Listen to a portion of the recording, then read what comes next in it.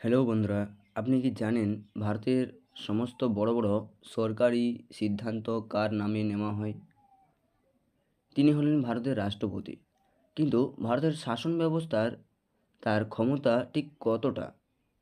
তিনি কি শুধুই একমাত্র আলংকারিক প্রধান? নাকি তার হাতে রয়েছে আসল ক্ষমতা?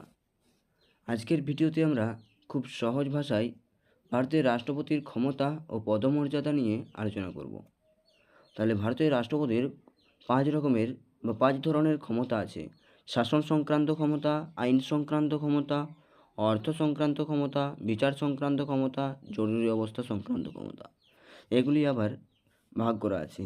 চলো আমরা তাহলে আজকে পয়েন্ট ধরে ধরে জেনে নিই। ভারতের রাষ্ট্রপতির ক্ষমতা ও পদমর্যাদা সহজ কথায় বুঝতে গেলে ভারতের রাষ্ট্রপতি হলেন একটি যৌথ পরিবারের দাদুর মতো। বাড়ির সব বড় কাগজে সই ওনার নামেই হয়। সবাই ওনাকে সম্মান করেন, কিন্তু প্রাপ্তহীন জীবনের আসল সিদ্ধান্তগুলো নেন বাবা বা দেশের প্রধানমন্ত্রী।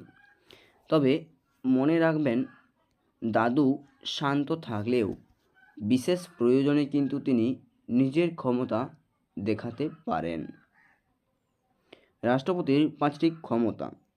রাষ্ট্রপতির হাত ৫টি বিশেষ দিক দিয়ে শক্তিশালী। শাসন সংক্রান্ত ক্ষমতা। তাহলে প্রথমত আমরা পাচ্ছি শাসন সংক্রান্ত ক্ষমতা।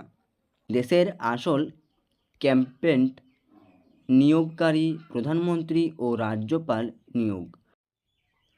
লোকসভা নির্বাচনের পর কে দেশের শাসনভার সামলাবেন? প্রধানমন্ত্রী। এবং রাজ্যকে নজরদারি করবেন রাজ্যপাল। তাদের সরকারিভাবে নিয়োগ করেন রাষ্ট্রপতি। সামরিক বাহিনীর প্রধান তিনি হলেন জল, স্থল এবং আকাশ ৩ বাহিনী সর্বাধিক নায়ক।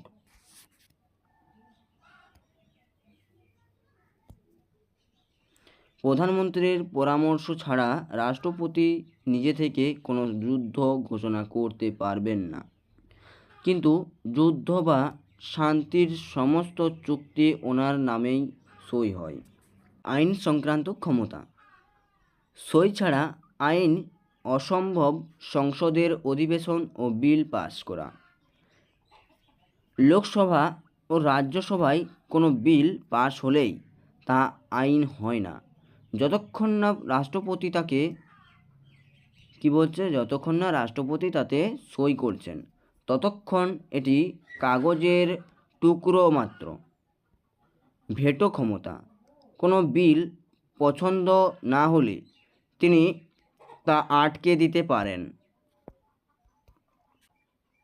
Super interesting fact, pocket veto. সংবিধানে বলা নেই যে রাষ্ট্রপতিকে কত দিনের মধ্যে বিলে সই করতে হবে। ১৯৮৬ সালে রাষ্ট্রপতি জৈল সিং পোস্ট অফিস বিল পছন্দ না হওয়ায় সেটি সইও করেননি, ফেরতও দেননি, স্রেফ নিজের পকেটে রেখে দিয়েছিলেন। একে বলে পকেট ভেটো। তৃতীয়ত, অর্থ সংক্রান্ত ক্ষমতা। টাকার চাবিকাঠি, বাজেট ও অর্থ বিল। প্রতি বছর সংসদে যে বাজেট পেশ হয় তা রাষ্ট্রপতির আগাম অনুমতি নিয়েই করা হয়। অর্থ কমিশন। কেন্দ্র ও রাজ্যগুলোর মধ্যে ট্যাক্সের টাকা কিভাবে ভাগ হবে তা ঠিক করতে তিনি প্রতি ৫ বছর পর পর অর্থ কমিশন গঠন করেন। চতুর্থত, বিচার সংক্রান্ত ক্ষমতা। ক্ষমার সর্বোচ্চ আদালত বিচারপতি নিয়োগ। সুপ্রিম কোর্ট এবং হাইকোর্টের সমস্ত প্রধান বিচারপতিদের তিনি নিয়োগ করেন। ক্ষমা করার ক্ষমতা। দেশের যে কোনো আদালত, এমনকি সাময়িক আদালতেও যদি কাউকে ফাঁসি সাজা দেয়, রাষ্ট্রপতি চাইলে সংবিধানের ৭২ নম্বর ধারা অনুযায়ী সেই ফাঁসির সাজা পুরোপুরি মওকুফ বা মুকুব বা কমাতে পারেন। ভারতের আর কোনো পদের ব্যক্তির এই ক্ষমতা নেই। পঞ্চমত, জরুরি অবস্থা সংক্রান্ত ক্ষমতা, সুপারম্যান মোড। দেশ যখন বড় বিপদে পড়ে তখন রাষ্ট্রপতি সংবিধানে থাকা 3টি বিশেষ বোতাম টিপতে পারেন। প্রথম বোতামটি হলো 352 নম্বর ধারা, জাতীয় জরুরি অবস্থা।